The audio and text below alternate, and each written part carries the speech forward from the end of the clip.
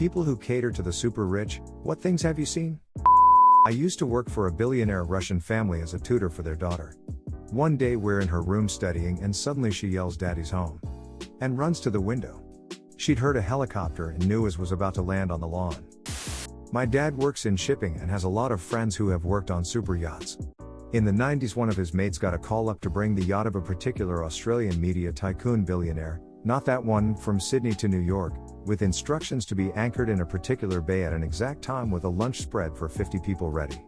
So they got there and set up the food. The guy never showed up.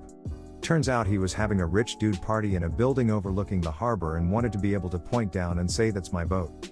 He wanted the lunch just in case he decided to take his rich friends down to his yacht, but he didn't feel like it that day, so all the food got wasted and they sailed back to Aus without seeing him. I am an art student working as a gardener. We work in one of the wealthiest areas in my country. Some customers are really eager to show me their collection of artworks that they have hanging on their walls once they find out that I study it. I remember one time standing in a bathroom, with my dirty gardening clothes, and there was a Picasso above the toilet. I heard an interview on the radio from a guy who was from my hometown in the UK who was Stallone's personal chef in the 90s. He said Stallone was a nice guy. He had something in his house where he could watch the amount of tickets his films was selling and live time, so knew almost immediately whether it was a flop or not. He was married to Bridget Nielsen at the time, and this chef said she was walking about topless or naked all the time, which he thought was strange until she walked up to him one time when Stallone was out and offered it to him on a plate.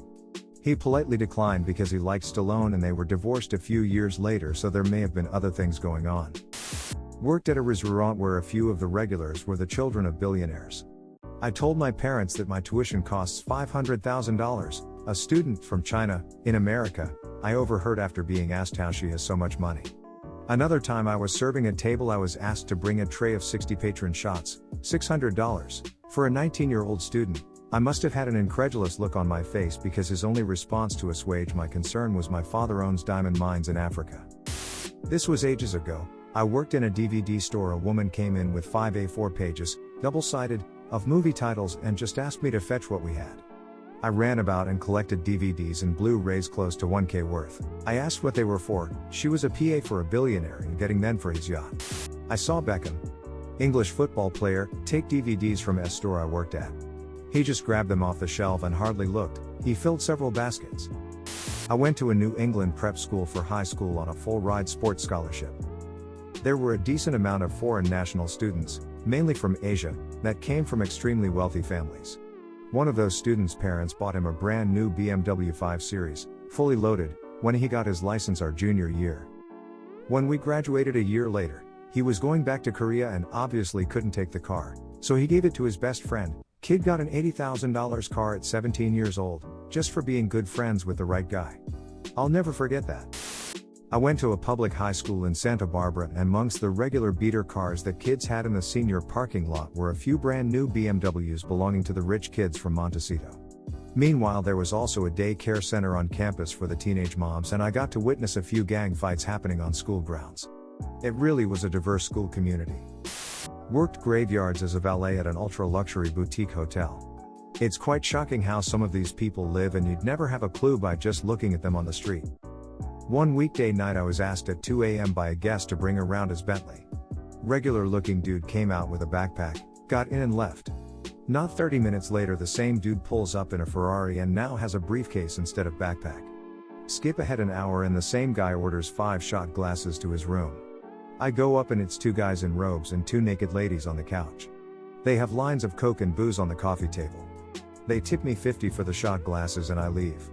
2 hours later, just as the sun was rising, the 2 guys come out together in suits looking like they were heading to the office. The ladies left shortly after. Obviously drugs and escorts were nothing new, but the car swap middle of the night was a bit strange. I used to work for a company that modified aircraft for really rich people. I'm talking 747s, not Gulfstreams. This company had made several aircraft for this one customer, who I was told had purchased a new one solely because his spiritual advisor had told him that one of his current planes was bad luck. He still let his wife use it for her personal travel. To me, one of the most exquisite features of these planes wasn't the gold-plated everything, or rare wood veneers, it was the silk carpet. That stuff cost over $1,000 per square foot and feels like walking on a bed of angel feathers harvested in the most inhumane way possible. Granted, these guys don't deck out the whole plane, just their personal areas. The aft third is usually reserved for staff and such, and is more like a fancy economy class, but yeah. Silk carpet. I tutored a wealthy 5-year-old. I got paid good money to spend an hour drawing and coloring and playing with this kindergartner, but all in French. He had been to more places in the world by 5 than I'll ever go to in my whole lifetime probably. The best part of the job were the perks, though. They would take me and my so out to dinner at fancy restaurants and pay the bill no matter what it was. They would invite us over to eat some delicacy they prepared. Wife was Chinese/Vietnamese, husband was Indian, and they'd always have some house guests staying with some crazy resume. For example, one time they had a diplomat for the Netherlands there to do business. They had houses in my city and in San Francisco and would fly there all the time.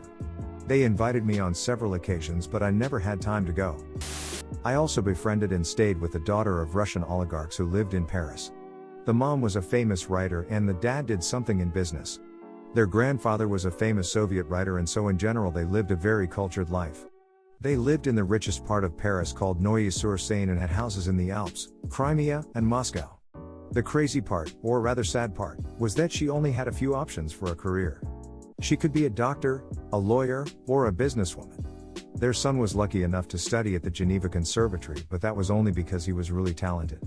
In this family, if you didn't have a natural artistic talent, you only had those 3 career prospects to choose from. I had the impression that she was rather depressed about how limited her options were and how much pressure was put on her to succeed. I'm not super rich or anything, but I think gifts are kick-ass, and I'd much rather spend my money on a cool gift for a friend who can use it than on something extra I don't need. I was a software engineer while most of my friends were in grad school med school working low-paying jobs, so I've enjoyed being able to chip in or get nice things for them when they said they couldn't. I do always make sure they're okay with it and ask if I can in advance so nobody ends up uncomfortable. Have been working for the super rich for some time.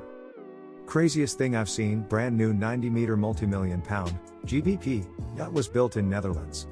Maiden voyage to Antibes in France. Owner came on board and left after a few hours. Next week we get sent to Genoa, Italy, where all the bathrooms on board were ripped out and upgraded.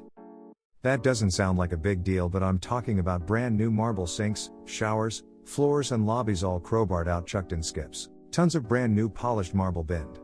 New marble colors and patterns arrived in the weeks following. There's feed me money, there's fuck you money, and there's it's not even a thought money. Was invited to a Christmas dinner while I lived in Seoul by an extremely wealthy Korean family. Very nice family, but I think in hindsight they wanted to show their friends that they had foreign friends like me. Wife had everything catered and the home professionally decorated. It felt like we were in a department store. Multiple Christmas trees, a working train set, staff handing out appetizers on plates, etc. It looked like she studied Christmas movies from the USA and copied everything. Dinner is served on a comically long table with 2 huge oven-roasted turkeys and all of the trimmings. They looked perfect. I was later told that Koreans don't like turkey and were just for decoration. They would be thrown out later. We ate Korean food. The family said I could take a turkey home and that the caterer would drop it off with anything else I wanted. I had a classmate whose father or mother was filthy rich from family money, can't remember. But they and he were amazing people. In uni, this girl in class who was really nice but also came from a poor family dropped her MacBook. She worked 60 hours a week for 3 months in the summer. He just came up, gave her his MacBook, and said he would just get a new one after school and his parents wouldn't care. Pure generosity. There was no TikTok movie or karma whoring going on. He was a stellar dude, spending his parents' money but only on stuff for other people and in a nice, helpful way. He also gave all the guys in class a suit for graduation. Lots of the people were talking about renting one and stuff, and he told everybody he knew a place to rent real nice suits. We all went there and we all rented a suit for €100 or so, everything included, and when you went to return it we found out they were all paid for by this dude. He was like, renting a suit is stupid, but buying a suit is expensive. Now you got best of both worlds. Last thing I heard, he bought like 10 PS5 from scalpers and sold them for retail to kids in the neighborhood. Fuck, I should have stayed friends with him. I went to college with a guy whose parents live in Saudi Arabia and were very well off. They sent him $50,000 a semester as an allowance. He drove an old Honda and dressed like he had no income. Genuinely nice guy, very intelligent and absolutely loved technology. He would stay late and tutor us and set up an emulator for N64 games on our laptops. Didn't act like he had money. Hope he is doing well. There's something hilarious about having a super expensive battle station decked out with everything one could need, and then using that to play League of Legends. None of the games that have crazy hardware requirements and offer crazy graphics, he went with the game that's known for running on a toaster. Good for him.